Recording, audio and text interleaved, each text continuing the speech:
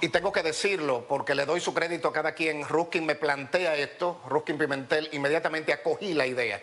Me pareció interesantísimo poder reunir a los líderes políticos de la República Dominicana. Inmediatamente lo acogí como otras iniciativas de Ruskin, a quien quiero reconocer junto con todo el equipo de producción este gran esfuerzo que nosotros hemos estado haciendo para llevarles a ustedes informaciones veraces.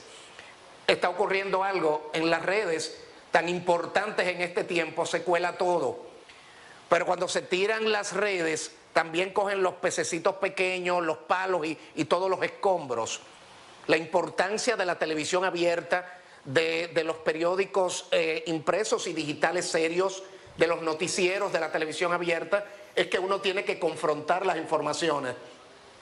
Que uno no le interesa dar primicias, sino decir la verdad.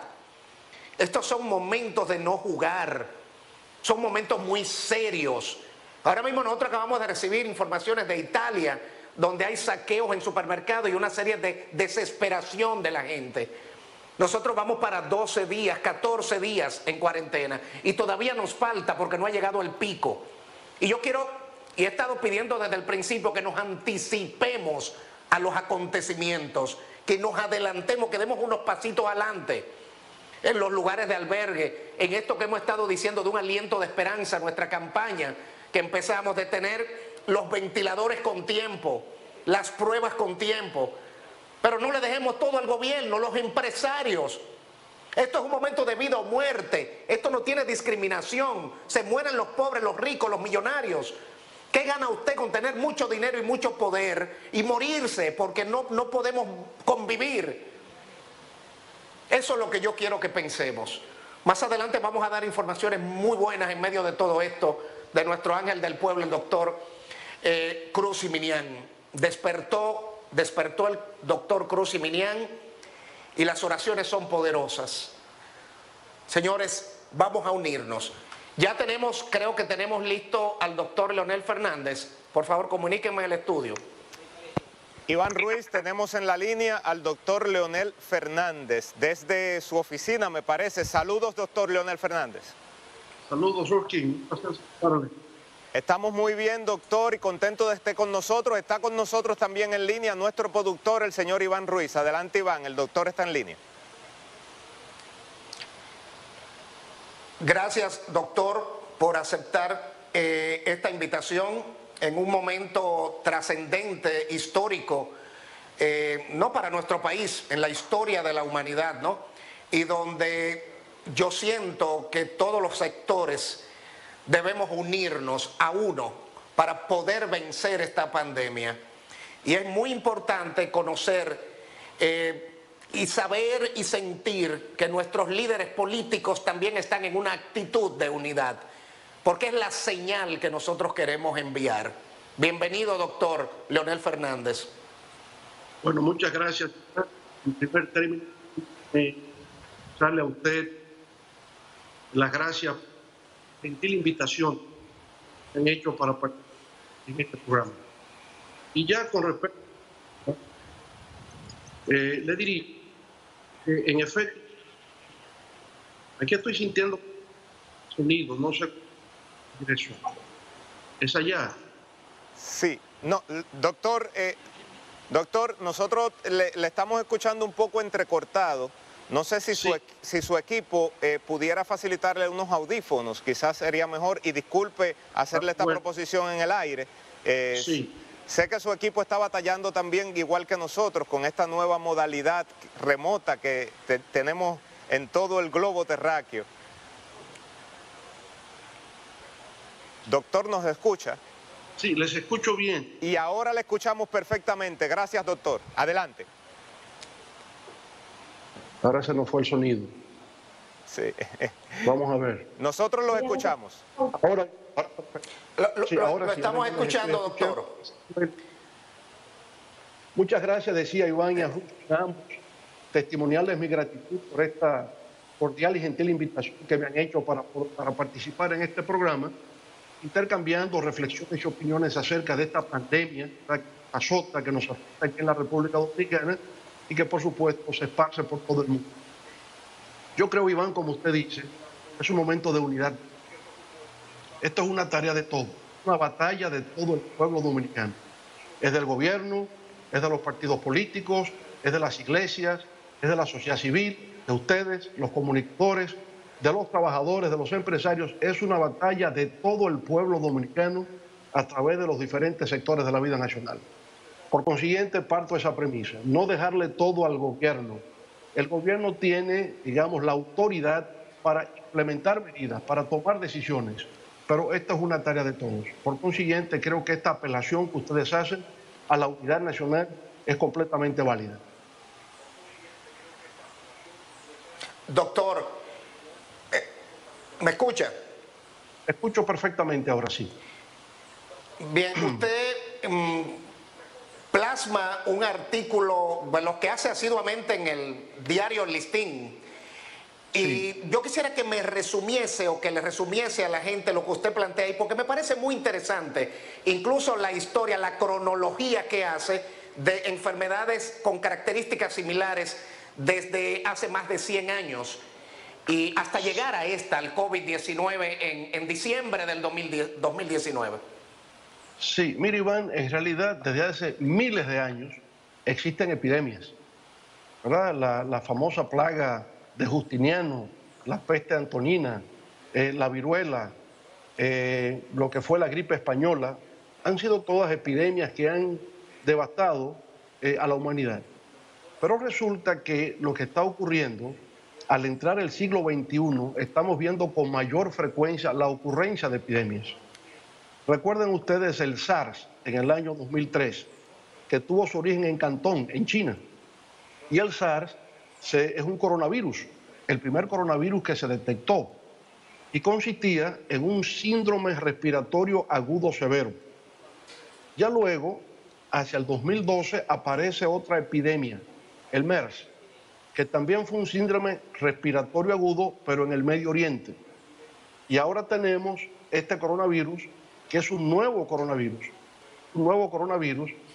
que ha sido bautizado como COVID-19, pero ahora científicamente el nombre que se le da es el de SARS-CoV-2, siguiendo lo que ocurrió con el primer SARS del año 2003.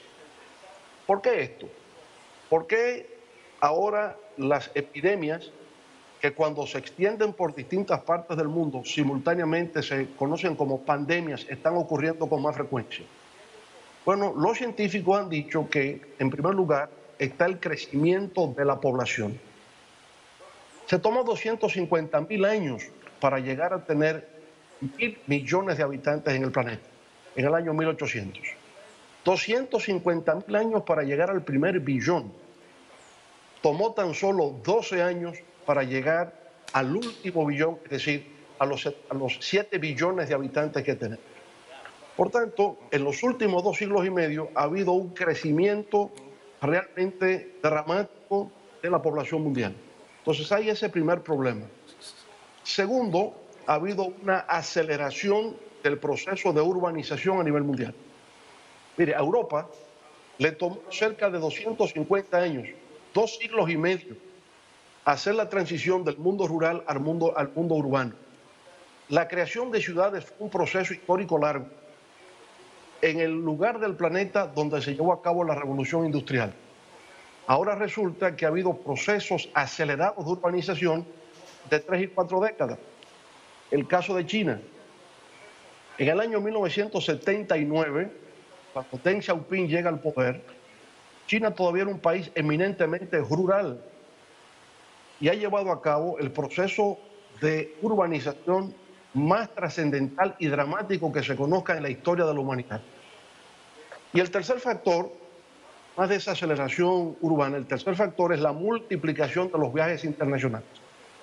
Nunca antes como ahora la humanidad ha viajado tanto. Si sintetizamos, nos damos cuenta que el problema consiste en el proceso de modernización y el proceso de una globalización hiperconectada. Todo eso, digamos, para bien de la humanidad, efectivamente hoy haya más progreso, que haya más interdependencia e interconectividad a nivel mundial, pero también tiene su lado oscuro. Y el lado oscuro justamente consiste en que lugares que eran antes forestales o eran del área rural, hoy día se han convertido en centros urbanos de una gran densidad poblacional, pero además donde todavía hay residuos, ¿verdad?, de especies animales que ahora se han trasladado también a las nuevas ciudades que se van construyendo. Entonces, ahí está, digamos, la explicación del por qué en tanto el siglo XXI, en las últimas 2 décadas, hay una multiplicación de epidemias que antes no se conocían en el mundo. Ahora tenemos este tema del coronavirus.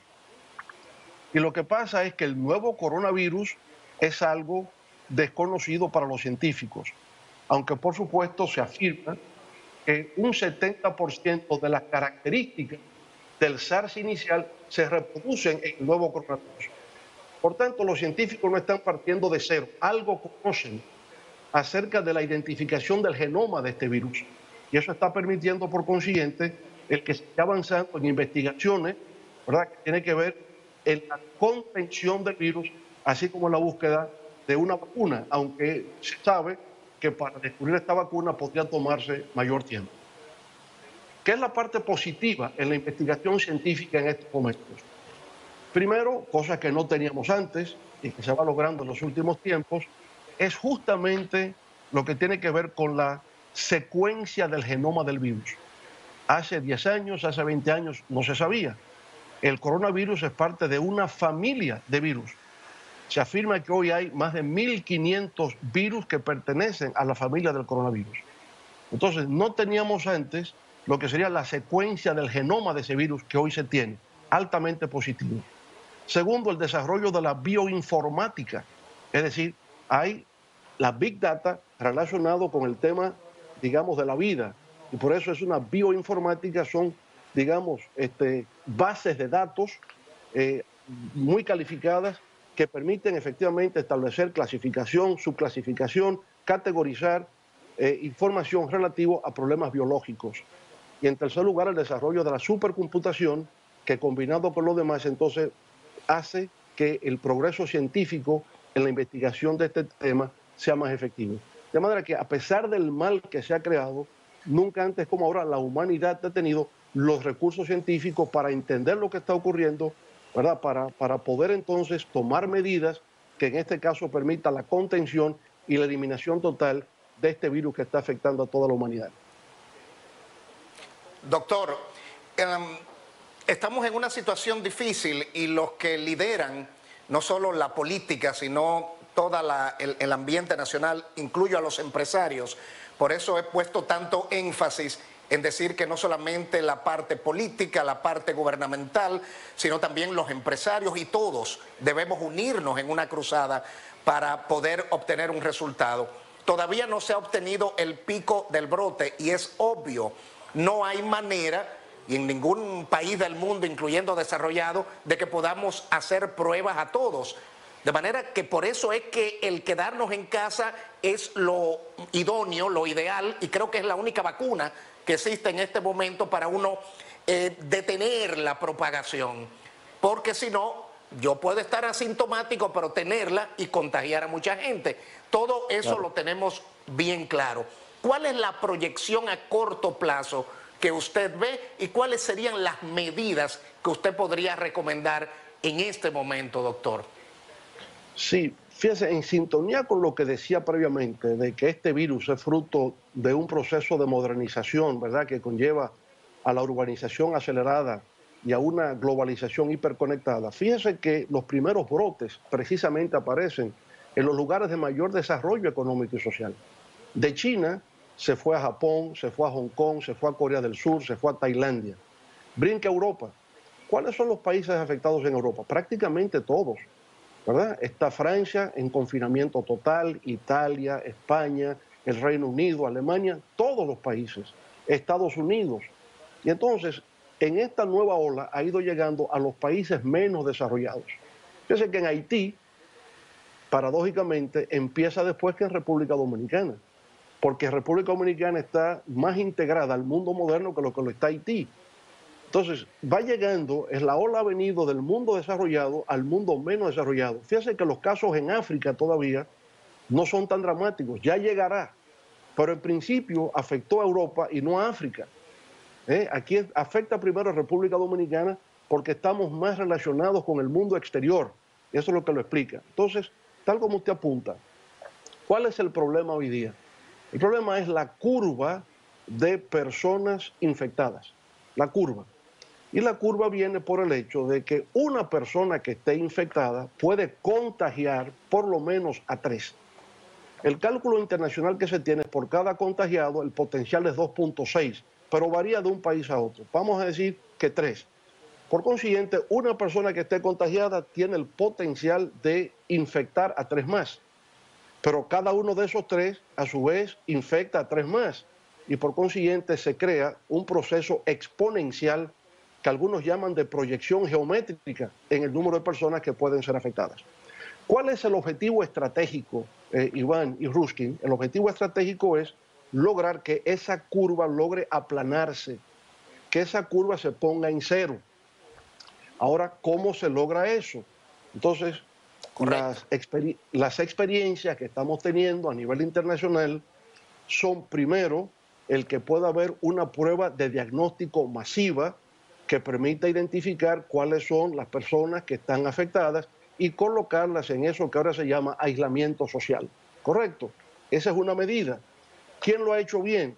Corea del Sur. Corea diariamente sometía a pruebas de diagnóstico a más de 20.000 o 30.000 personas y con eso logró aislar la situación. Saber quién está contaminado para que ese no contamine a otros y que siga la propagación de manera exponencial. China procedió al aislamiento total de la comunidad de Wuhan, donde empezó el tema, luego a la provincia de Hubei y a otras ciudades. Entonces, eso también contribuyó a controlar la expansión del virus. Francia entró en confinamiento total, Italia por igual, España lo está haciendo. Es decir, estas son medidas que lo que procuran es evitar que el que esté contagiado propague la infección a otros que tienen entonces el efecto multiplicador. Por tanto, objetivo estratégico consiste en lograr el aplanamiento de la curva, que es lo que permita la contención del virus. Doctor, con su permiso, yo quiero, Ruskin, me gustaría si podrían participar, si tú seleccionas 2 preguntas de las redes. Sé que mucha gente le gustaría entrar en contacto con el doctor Fernández, preguntas obviamente que puedan ser importantes, y haciendo una breve pausa en esto que nos... También mucha gente se interesa, usted es una figura que gravita en el escenario de nuestra política y de nuestra sociedad. ¿Usted ha seguido al pie de la letra todo el protocolo, doctor? ¿Se lava sus manos, no se la pone en los ojos? ¿Cómo ha estado todo eso? Sí, por supuesto, y eso es algo que extiendo a toda la sociedad dominicana. Ya se sabe que, en efecto, el jabón juega un papel determinante en la higiene, porque la mano, o las manos, decirlo en plural, constituyen un vector de transmisión del virus. Es decir, efectivamente, darse la mano puede contribuir a que una persona que esté contaminada contamine al otro. Por tanto, la medida de saludarse con el codo tiene sentido. Y constantemente estarse lavando la mano porque es un detergente, es un desinfectante que contribuye. Claro, a veces inconscientemente usted se pasa la mano por los ojos, a veces se la pasa la mano por la nariz sin darse cuenta. Ahora hay que estar en un mayor nivel de conciencia para no hacerlo, porque son vehículos de contaminación. Por tanto, sí, yo lo hago e invito a todo el pueblo dominicano, a todos, a que constantemente se estén lavando la mano con jabón, que constantemente procuren, ¿no?, evitar el roce, el contacto con otras personas, de ahí la necesidad de ese aislamiento.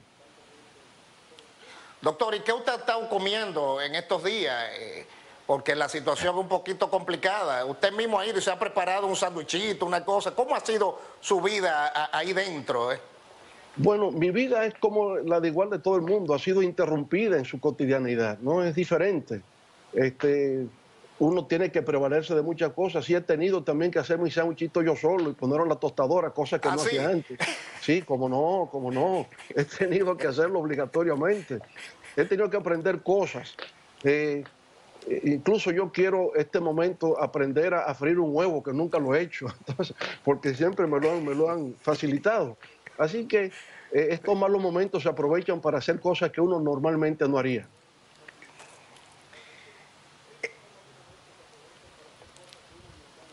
Iván, si me permite... Esto nos va a permitir quizás... ser mejores. Esto nos va a permitir sacar lo mejor de nosotros también, ¿no crees? Sin duda alguna, yo creo que como dice el pueblo y se conoce hace años, no hay mal que por bien no venga. Y por lo tanto, Bien, perfectamente, aquí lo que se pone en evidencia es la fragilidad del ser humano. Lo que se pone en evidencia es la fragilidad del poder, la vulnerabilidad y la fragilidad. Ustedes se imaginan que un virus prácticamente imperceptible a nivel microscópico haya puesto en jaque, haya puesto de rodillas a las grandes potencias que hoy día predominan en el mundo. Yo pienso que eso es algo para reflexionar acerca de la relatividad de todo y acerca de la fragilidad y la vulnerabilidad de todo.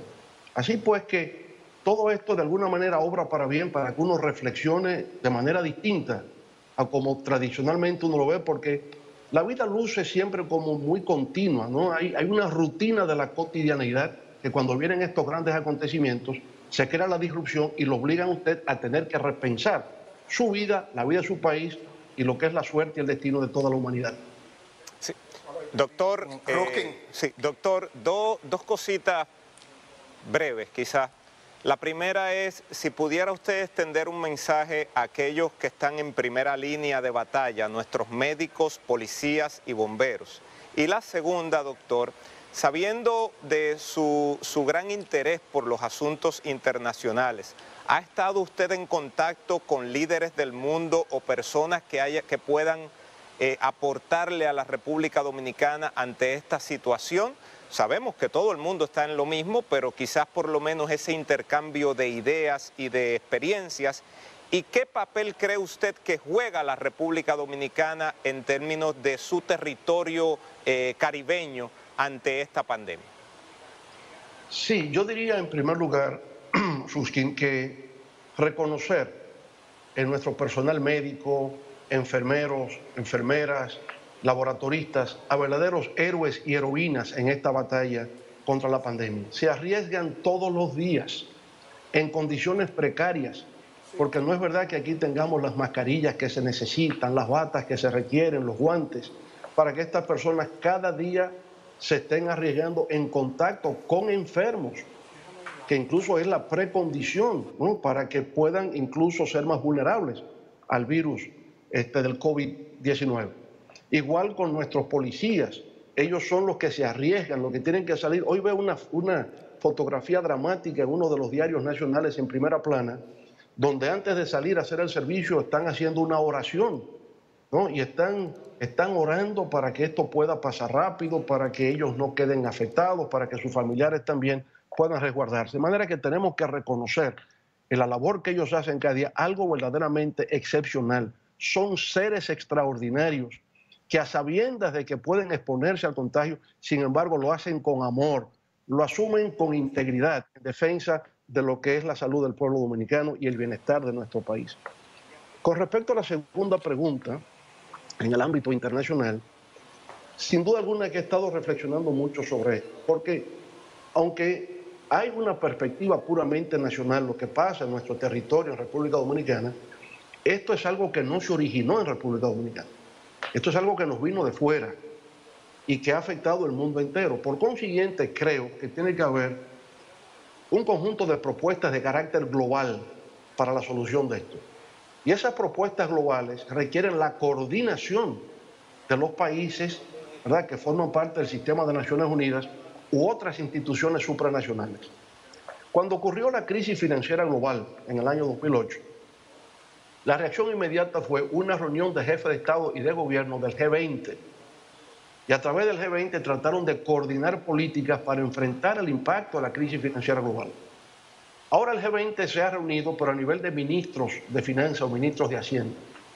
Yo quiero aprovechar aquí para hacer un llamado para que se produzca una cumbre de jefes de Estado y de gobierno del G20, para que puedan coordinar las políticas de salud, pero también las políticas económicas y sociales que tienen que adoptarse para garantizar de que la humanidad, de que el planeta pueda salir de esta inestabilidad económica que va a haber y que va a afectar a muchas personas en términos de empleo, en términos de ingresos, ¿verdad?, en términos de lo que sería su estabilidad.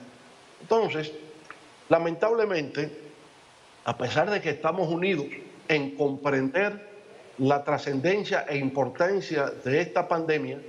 Sin embargo, no se está de acuerdo con respecto a las decisiones que tienen que asumirse. Por ejemplo, he seguido con interés en la Unión Europea. En la Unión Europea hay una división entre los países del norte de Europa y los países del sur. Los países del sur entienden muy correctamente, yo comparto ese punto de vista, de que en estos momentos de lo que se trata es de generar liquidez en la economía global que permita a los gobiernos nacionales enfrentar con recursos en la mano el desafío que significa esta pandemia. Por consiguiente, si hay que tomar prestado, se toma prestado. Si hay que acudir a organismos multilaterales para acceder a recursos frescos, pues tiene que hacerse eso. Este no es momento de estar planteándose de que hay un tope en el déficit fiscal. El déficit fiscal no es ni bueno ni malo, es una opción de política económica, depende. Yo creo que el mejor ejemplo histórico es la Gran Depresión de los años 30. Cuando Franklin Delano Roosevelt llegó al poder en los Estados Unidos en medio de la Gran Depresión, lo que hizo fue... La Gran Depresión. Con la Gran Depresión de los años 30, ¿qué hizo Roosevelt? Aplicar políticas de estímulo, poner a la gente en capacidad de recibir ingresos, consumir, y el consumo genera el crecimiento económico. Hoy día para América Latina se está proyectando una contracción de menos 4.8% en su economía. Eso es catastrófico. La única forma de salir de eso no es con políticas de austeridad, es con políticas de estímulo al gasto. Y ya luego se verá en el tiempo cómo eso se resuelve, pero en lo inmediato, en el corto plazo, tiene que ser así. Entonces me preocupa que en estos momentos en la Unión Europea no hay unidad de criterio con respecto a eso. Y esa falta de unidad de criterios ocurrió ya para enfrentar la crisis financiera global.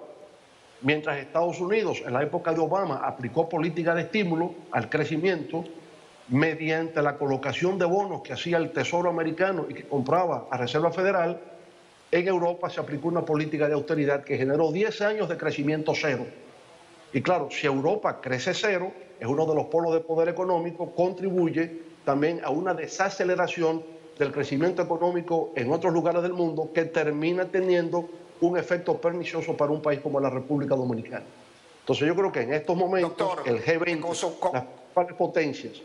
Segundo, yo creo que la Asamblea General de Naciones Unidas, hacerlo como lo estamos haciendo nosotros ahora, no tienen que irse a Nueva York y tener un encuentro en Naciones Unidas allá, pero a través de la tecnología, que los jefes de Estado del mundo puedan tener un intercambio y establecer unas políticas coordinadas para enfrentar esta pandemia global. Y en el plano regional, para terminar en este punto, me preocupa que el CELAC, que es la Comunidad de Estados de América Latina y el Caribe, todavía no haya tomado la iniciativa de reunir a los jefes de Estado y de Gobierno de estos 34 países de América Latina y del Caribe para, entre todos, buscar una política regional coordinada que sea parte de la política global.